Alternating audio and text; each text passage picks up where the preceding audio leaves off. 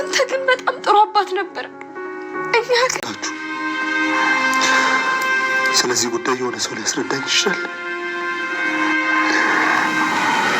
አባዬ ነገሩ እውነት ነው? አንቺ ራስሽ ከኔ አትማሪም እንዴ? እንዴት ራስሽን አደጋ ውስጥ ከቻለሽ? ይህም ብቻ አይደለም ሌላም መጥፎ ነገር አድርጎብኛል እያልኩሽ ነው። እንዴት ነው ይህን ማት ይዤ ከእነሱ ጋር የምቀላቀለው? ምንም ነገር እንዳልተፈጠረ መሆን ይኖርብሻል። አልችልም ኑሐሚን፣ እንደዚህ ሆኜ ቤተሰቡን መቀላቀል አልችልም።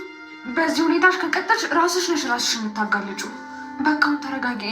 ኤሚን በስተመጨረሻ ራሷን ያጠፍታለች ማለት ነው። በጣም ልብ የሚሰብርና የሚያሳዝን ነገር ነው። ራሷን ያጠፋሽበት ምክንያት ደግሞ እንግዲህ ኤርሚያስ ነው ማለት ነው። ኤርሚያስ እንግዲህ ጽፎላት ነበረ የሆነ ጽሁፍ። እሱም ደግሞ አቶ ሰንበታን የገደለው ማን እንደሆነ ለናሆም ወይም ደግሞ ለዳግም ደውዬ እናገራለሁ በማለት እያስፈራራት ነበረ።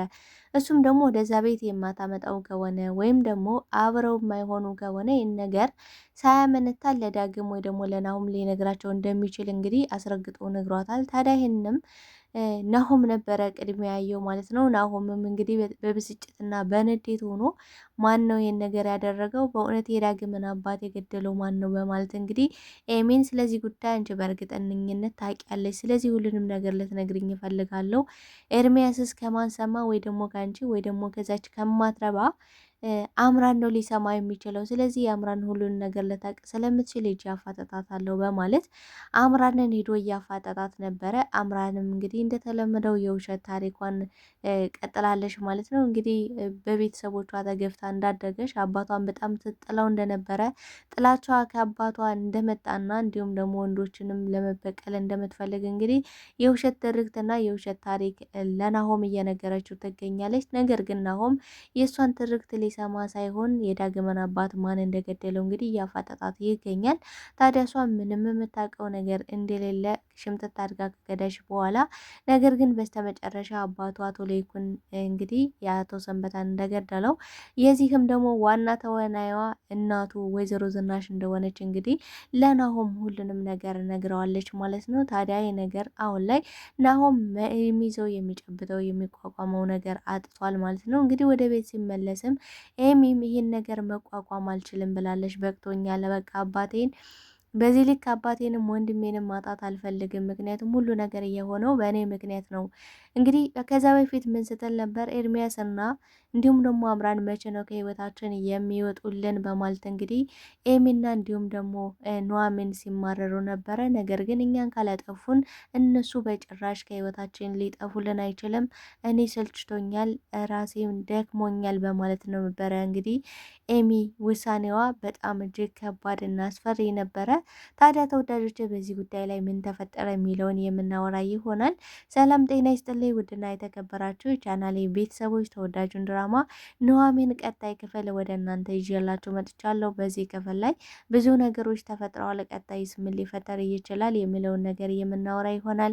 ታዲያ ተወዳጆች ቪዲዮውን ስትጀምሩ ላይክ እንድታደርጉና እስከ ቪዲዮ ፍጻሜ አብራችሁ እንድትቆዩ በአክብሮት እየጋበዝኳችሁ ኤሚ ውሳኔዋ እጅግ በጣም ከባድና የሚያስፈራ ነበረ። እንግዲህ ከበፊቱም ገና እንዳረገዘሽም ጭምር እንግዲህ ለኑሐሚን በቃ እኔ ራሴን ማጥፋት ነው ያለብኝ፣ ምክንያቱም እኔ ሌላ ጉድና ሌላ መዘዝ ማምጥቼ ቤተሰቦችን ቀስማቸውን ማሰበር ማሳዘን አልፈልግም ማለት አሁን ላይ አቶ ለይኩን እንግዲህ ራሱን እየቀጣ እንደሆነ እናውቃለን። እንግዲህ አቶ ሰንበታን ከገደለው ጀምሮ አሁን ላይ በጣም ጥሩ ስሜት እየተሰማው አይደለም። ራሱን እየወቀሰ እንዲሁም ደግሞ ራሱን እየቀጣ ነው የሚገኘው። ታዲያ ይህ ነገር ደግሞ የእኔ ተጨምሮ አሁን ላይ ሆድ እየገፋ ነው። ስለዚህ አሁን ሆድ እየገፋ ስለሆነ ምንድን ነው ማደርገው? እንግዲህ ምንድን ነበር ያላት ናሆም፣ በቃ ከሰርጉ በኋላ ሁሉንም ነገር እኔ ቀስ አድርጌ አናግራቸዋለሁ ነበር ያለ። ነገር ግን አሁን ላይ ደግሞ ሰርጉ እንዳይፈጸምና ሰርጉ እንዳይከናወን እያደረገ ያለ ነገር የአምራንና የኤርሚያስ ሴራ ነው ማለት ነው። ምክንያቱም እንግዲህ አሁን ላይ ሰርጉ በቃ ቀጠለ፣ ሊያልቅ ነው፣ ሊፈጸም ነው ሲባል እንግዲህ ምን መጣ? አሁን በቃ ናሆም አቶ ሰንበታን የገደለው አቶ ለይኩን እንደሆነ ናሆም ሰምቷል። ይህን ነገር ደግሞ ናሆም በዚህ ስሜትና በዚህ ሁኔታ ውስጥ ሆኖ ማግባት አይችልም። በሌላ በኩል እንግዲህ ኑሐሚንን ምን ብሏት ነበረ? ናሆም የመጨረሻችን ነው የሚሆነው። ምክንያቱም እያንዳንዱን የምታውቂውን ነገር የማትነግሪ ከሆነ በፍጹም አብረን መቀጠል አንችልም ብሎ አስረግጦ ነግሯት ነበረ። ታዲያ ይሄን ነገርም ለኤሚ እንግዲህ ነግራት ነበረ ኑሐሚን። በቃ ናሆም እኮ ሁሉንም ነገር ካልነገርሽ ስለ ዳግም አባት ያለውን ከዚህ ቤት የተፈጠረውን እያንዳንዱ ሚስጥር በእርግጠኝነት ታውቂያለሽ። ምክንያቱም በአንድ ወቅት ከኤሚ ጋር በጣም ወዳጆች እና የቅርብ የልብ ወዳጅ ነበራቸው። ስለዚህ ሁሉንም ነገር እሷ ነግራሽ ሊሆን ይችላል። ስለዚህ ሁሉንም ነገር እንድትነግር ይፈልጋሉ ብሎ በጣም እያስጨነቀኝና ዝቶብኝ ነበረ የሄደ በማለት እንግዲህ ለኤሚ ነግራት ነበረ። ኤሚም ይሄን ነገር የሚሆነው በእኔ ምክንያት ነው፣ በቃ የወንድሜን ትዳር፣ ወንድሜን፣ አባቴን፣ ቤተሰቦችን በሙሉ በእኔ ምክንያት ነው እየተበጠበጡ ያሉት። ምክንያቱም አሁን ላይ ኤርሚያስን እኔ ወደ ህይወታቸው ጎትቼ ባላመጣው ኑሮ ይህን ሁሉ ነገር አይፈጠርም ነበረ።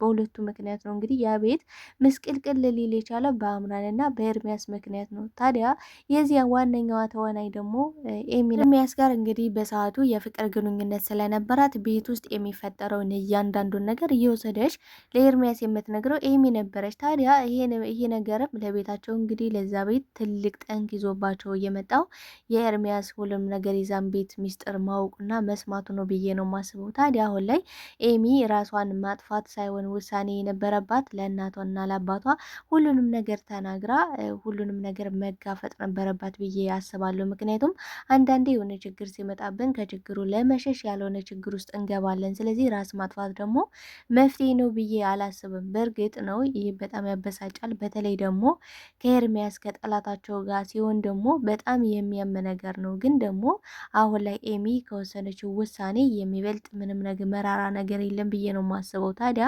ይህን ነገር አሁን ላይ ወይዘሮ ዝናሽና አቶ ለይኩን እንዴት ሊወጡት ይችላሉ ነው ትልቁ ነገር አሁን ላይ። ታዲያ ናሁም ራሱን እየወቀሰ ነው የሚገኘው። እህቴን ባላስጨንቃት ኖሮ እኮ እህቴን እንኮ በረዳት ኖሮ ሁሉም ነገር ለእናትና ለአባቴ ብናገር ኖሮ ራስ ወዳድ ነኝ እያለ እንግዲህ አሁን ላይ ራሱን እየወቀሰ ነው የሚገኘው። እንግዲህ ከዚህ በፊትም ለኑሐሚን ራሷን ማጥፋት እንደምትፈልግ ይህን ነገር መቋቋም እንደማትችል ወልዳም ይሄን ከማይረባ ልጅ እንግዲህ ከዚህ የማይረባ ዘር መጦ ምንም የሚጠቅመኝ ነገር የለም፣ በቃ ዋነኛው ካረባ ምንኛው የማይረባ አይነት ነገሮችን ነው ስትጫወት የነበረው። ታዲያ ኑሐሚንም በዚህ ጉዳይ ላይ ኃላፊነት እንደምትወስድ እና ሁሉንም ቤተሰብ እንደምታሳምንላት፣ ነገር ግን መረጋጋትና መታገስ እንዳለባት ማለት መጀመሪያ ላይ አሁን ደስታችን ይቀድማል በማለት እንግዲህ ደስታቸውን ማስቀደም ነበር የፈለጉት። እዚህ ጋር ግን አንድ ኑሐሚንና ናሆም የተሳሳቱት ነገር አንድ ሰው በውስጡ እንደዚህ አይነት ሀሳብ ካለበት ከዚህ ሀሳብ ለመውጣት ሁሉም ቤተሰቦች እሷ የሰጋሽበትን ነገር ይፋ ማድረግ ነበረባቸው ብዬ ነው የማስበው። ምክንያቱም እሷ አሁን ላይ በጣም እየሰጋሽ ነው፣ እየፈራች ነው። በቃ ይህን ነገር ቤተሰቦች ወደ እየገፋ ነው፣ አሁን ላይ ካወቁ እንዴት ነው መሆነው የሚለውን ነገር ይህን ጥያቄዋን ሊመልሱላት ይገባ ነበር ብዬ ነው የማስበው። ታዲያ አሁን ላይ ናሆምን በንዴትና በብስጭት ሆኖ ነበረ እንግዲህ አምራንን ሲያወራት የነበረ። አምራንም የተለመደ ታሪኳን ነበር ስትነግረው የነበረ። እንግዲህ የውሸት ፍቅረኛው ናት በማለት እንግዲህ ያረገዘችዋን ሴት ይዛት የመጣችውን አብረው ሻይ ቡና እያሉ ነበረ እንግዲህ ናሆም የደረሰባት። በደረሰ ጊዜ በጣም ነበረ የደነገጠችው። ነገር ግን ሽምጥጥ አድርጋ በመካድ ይሄን ነገር ያደረገችው በምክንያት እንደሆነ ወንዶችን መበቀልና እንዲሁም ደግሞ በጣም አብዝታ እንደምጠላቸው እንግዲህ የውሸት ትርክት ለናሆም እየነገረችው ነበረ። ታዲያ አልማዝም እንግዲህ የውሸት ፍቅረኛ ሆና የመጣችው ከአንገት በላይ የተሰራችው እንግዲህ እሷም ደግሞ ሁሉን ነገር ያደረገ አምራን እንደሆነችና ይሄ ደግሞ የአምራን ሴራ እንደሆነ እንግዲህ ለናሆም ነግረዋለች። እንግዲህ መጀመሪያም ይህን ነገር መገመት በጣም ቀላል ነበረ። በእርግጥም ናሆም ተሸውዶ ነበረ በዚህ ጉዳይ ላይ። ምክንያቱም ይህን ነገር ያደረገው ዳግም ነው እንጂ አምራን ልትሆን አትችልም በፍጹም። አምራን ስለዚህ ታሪክ የምታውቀው ነገር የለም ደግሞ በዚህ ደረጃ አትሄድም ብሎ እንግዲህ ወስኖ ነበረ። ታዲያ ምንድን ነው ያለችው አልማዝ? ይህን ነገር ያደረገችው ይሄ ሴራ የእሷ ነው ብላለች። እንግዲህ መጨረሻ ግን አምራን እንደሆነች ተነግቶባታል። እንግዲህ ኑሐሚንም ደርሳበት ነበረ። ታዲያ ይህን ነገርም ዞር ቤሊ ተነሽ ነበር ያላት ናሆም። ምክንያቱም ዋና ታርጌቱ የሄደበት እዚያ ጋር ስለ እሷ ትርክትና ውሸት ሊሰማ ሳይሆን የዳግምን አባት የገደለው አቶ ለይኩን መሆኑን ማረጋገጥ ስለሚፈልግ ነበረ። ታዲያ ምንድን ነው ያለችው? በገንዘብ ተጣልተዋል እንግዲህ በነገራችን ላይ አምራንና እንዲሁም ደግሞ የውሸት ያመጣሻት አልማዝ ማለት ነው እንግዲህ የአልማዝም ወንዶችን ምን ያህል እንደምጠላ ነው እየተናገረች የነበረው። እዚህ ጋር ግን ወንዶችን በጭፍን ጥላቻ መጥላት አለብን ብዬ አላስብም። እውነት አምራት አሁን ላይ እያለች ያለችው የውሸት ትርክት ነው። እንግዲህ ከዚህ በፊት ቤተሰቡ ሙሉ ይቅርታ ጠይቃ ነበረ። በቃ ይቅርታ አድርጉልኝ እኔ በድያለሁ፣ ነገር ግን ከዚህ በኋላ ይህ ማንነቴ አይቀጥልም፣ ማንነቴን ቀይሬያለሁ፣ ማሊያዬን ቀይሬያለሁ ብላ ማሊያዋን ቀይራ ነው የመጣች። አላጠበችውም፣ ግን ደግሞ ማሊያው ኖርማሊ ተቀይሮ ነበር የመጣው። እንግዲህ በራሷ ባንደበቷ ያለችው ምንድን ነው እንዲህ ይሄ ነገር ሁሉ ሴራ እየሰራልኝ አይደለም እንዴ? እኔና ናሆም እኮ አይደለም እንደዚህ ስሬስ የሆነ ኬዝ አይደለም ይቅርና በጣም በጥቃቅን ነገሮች ተጣልተን 1 ወር ሁሉ ይዘጋኛል። እሷን ግን 2 ቀን እንኳን ሳይቆዩ ነው የታረቁት። ቆይ ምን አይነት ሴራ ባሴር ነው የሚሳካልኝ? ይሄኛው በፍጹም ሊሳካልኝ አልቻለም በማለት እንግዲህ ማለትም እንግዲህ የውሸት ፍቅረኛ ይዛ መታ ፎቶሾፕ አሰርታ ያመጣቻት ሴት ይሄ ነገር አልሰራላትም። ታዲያ አሁን ምንድን ነው ያለችው? ማሊያዬን መቀየር አለብኝ፣ ስትራቴጂ ቀይሬ አሁን ላይ ናሆምና ኑሐሚንን ማለያየት አለብኝ፣ ያ ካልሆነ በፍጹም እኔ እንቅልፍ አልተኛም ብላለች። ታዲያ አሁን ምንድን ነው ያደረገችው? የውሸት ታሪክ እናቷ እስር ቤት ሆና እንደሞተች እና አባቷ ደግሞ እናቷን እያስገደደ ሊደፍራት እንደሆነ ነው ስትናገር የነበረ ዛጋ። ታዲያ እናቷን አግብቷት ከሆነ መድፈር ምን አመጣው ነው የኔ ጥያቄ። ማለት ተጋብተው ሁለቱ አብረው እየኖሩ ከሆነ እንዴት ይደፍራታል? የማይሆንና የማይታሰብ ነገር ነው። አሁን ላይ አምራን ሲጨንቀት አሁን በቃ ይሄ የመጨረሻ ታርጌቷ ስለሆነ የመጨረሻ የሴራ ሁሉ ጥግ እንግዲህ ሴራዋን ሴራ ምንም የተሳካላት ነገር የለም። ግን ይሄ የመጨረሻዋ ሴራ ይመስላል። ታዲያ ይሄንም እንግዲህ ናሆም ሊቀበላት እንዳልቻለ እና ስለ ዳግም አባትም ሁሉ ነገር እንድትነግረው እየጠየቃት ነበረ። ታዲያ እሷም የገደለው አቶ ለይኩን እንደሆነ እንዲሁም ደግሞ አቶ ለይኩን ጎን እንደምትቆምና ምንም አይነት ገንዘብ እንዳልጠየቀሽ ምንም አይነት ገንዘብ እንዳልተሰጠች ነው እዚህ ጋር ለናሆም ስትነግረው የነበረ። ነገር ግን ከዚህ በፊት ምን አድርጋለች ወይዘሮ ዝናሽን የአክሲዎሽን ሙሉ ለእኔ እንድሰጭኝ እፈልጋለሁ። እሱን ብቻ አይደለም እንዲያውም የአቶ ለይኩንም እያንዳንዱን ነገር እኔ ወስደዋለሁ እቀበላለሁ ብላ ነበረ። ያን ገንዘብ የዛን ቤት ገንዘብ ውስጤ እንደቋመጠበትማ በፍጹም አይቀርም፣ ሀብት ንብረቱን ሁሉንም ወርሳለሁ ብላ ስትጉራራና ስትመካ የነበረ እንግዲህ እሷ ናት። አሁን ግን እንግዲህ ለናሆም እኔ በፊትም እኮ ምን ያህል መቀየር እንደምፈልግ እየነገርኩ ነበረ፣ ግን ደግሞ አንተ ልታምነኝ አልቻልክም። እኔ ምንም አይነት ገንዘብ አልተቀበልኩም ብላለች። ግን ወይዘሮ ዝናሽ በጣም ብዙ ጊዜ ብዙ ገንዘብ ሰጥታታለች። አፏን እንድትዘጋ ዝም እንድትል ከህይወታቸው እንድትወጣ ብዙ ነገሮችን ስጥር ነበረ ማለት ነው። ኑሐሚንም ለአባቷ ለአቶ ተሰማ እንግዲህ ጋሼ ከባድ ነገር እንደፈጸሙና አሁን ላይ ነፍስ በእጃቸው እንደጠፋ እንግዲህ ሲሰሙ አቶ ተሰማን በጣም ነበር የደነገጠው። ይህን ነገር መቋቋም አልችልም፣ በፍጹም ይሄ ነገር ሊሆን አይችልም በማለት በጣም ነበረ ያዘነው። በጣም ነው ልቡ የተሰበረው። ታዲያ ኑሐሚንም እሷም ይሄን ነገር ስትሰማ እንደደነገጠሽ እና ይሄ ነገር ደግሞ ልቧን እንደሰበረው አሁን ላይ እየተናገረች ነው የምትገኘው። ታዲያ ይሄን ነገር ደግሞ ሚስጥር እንዲያደርገውና ማንም ሰው ማወቅ እንደሌለበት፣ ይህ ነገር ደግሞ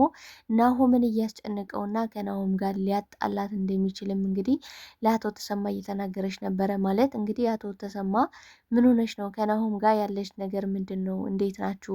ማለት አሁን ላይ በጣም ደብሯትና እንዲሁም ደግሞ ከፍቷት ነበረ ወደ ቤት የተመለሰችው። እሱም ደግሞ እንግዲህ ናሆም ምን ብሏታል? ኤሚ ሁሉም ነገር ነግራሻለች፣ ስለዚህ የምታውቂውን እያንዳንዱ ነገር ደግሞ ለእኔ እንድትነግሪኝ እፈልጋለሁ፣ ምንም ነገር መደበቅ አልፈልግም ብሏል። ነገር ግን ከዛ ቤት የተደበቀበት ዋናው ምክንያት ምንድን ነው ብላ እንግዲህ ኑሐሚን ጠይቃ ነበረ። ከዛም ኤሚ አይ ናሆም በጣም ቤተሰቡ ውስጥ እንግዲህ በጣም ስሜታዊ የሚሆን ቶሎ የሚበሳጭ እና ያልሆነ ውሳኔን የሚወስን ነው በቀላሉ። ስለዚህ ለዛም ነው እንግዲህ ሁሉ ነገር ሚስጥር ከሱ የሚደበቀው በዚህ ምክንያት ነው ብላ ነግራት ነበረ። ታዲያ ይህን ነገርም ከነገረችው ከባድ ችግር ሊፈጠር እንደሚችል እና አምራንን ሴት አድርጎ ሊገላት እንደሚችል ስለምታውቅ እንግዲህ ኑሐሚን ይህን ነገር መናገር አልፈለገችም ነበረ በሰዓቱ። ታዲያ ይህን ነገር እንደተፈጠረ እንግዲህ ለአቶ ተሰማ ስትናገር አቶ ተሰማ ራሱን መቆጣጠር አቅቶታል ማለት ነው። በሌላ በኩል እንግዲህ ወይዘሮ ባፈናም የኑሐሚን የስሜቷ መቀያየርን በማየት እንግዲህ ከናሆም ጋር ምንድነው ችግር ተፈጥሯል ወይ በማለት ነበር የጠየቀቻት።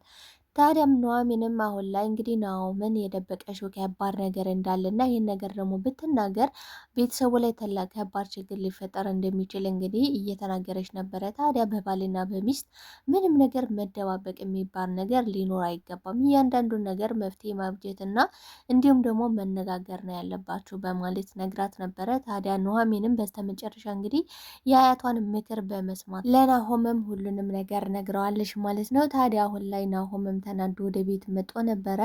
ኑሐሚንም አብረው ተከትላ ስትመጣ ግን እጅጉን ያላሰቡትና ያልጠበቁት ነገር ነበር የገጠማቸው። እንግዲህ ኤሚ ራሷን አጥፍታ ነው ያገኙት። ይህንም እንግዲህ በጣም ነበረ ልባቸው የተሰበረው፣ በጣም ነበረ ያዘኑት። ተወዳጆች በዚህ ክፍል ላይ ምን ተሰማችሁ? እስኪ ሀሳብ አስተያየታችሁን በኮሜንት ሴክሽን ላይ አስቀምጡልኝ። አብራችሁኝ ስለነበረን ቆይታ እጅግ አድርጌ እያመሰገንኩኝ ለቤት አዲስ ከሆናችሁ ቤቱን ላይክ፣ ሰብስክራይብ በማድረግ ቤተሰብ እንድትሆኑ ስል በአክብሮት እየጠየኳችሁ ሀሳብ አስተያየታችሁን በድጋሚ በኮሜንት ሴክሽን ላይ አስቀምጡልኝ። አመሰግናለሁ። ባይ ባይ።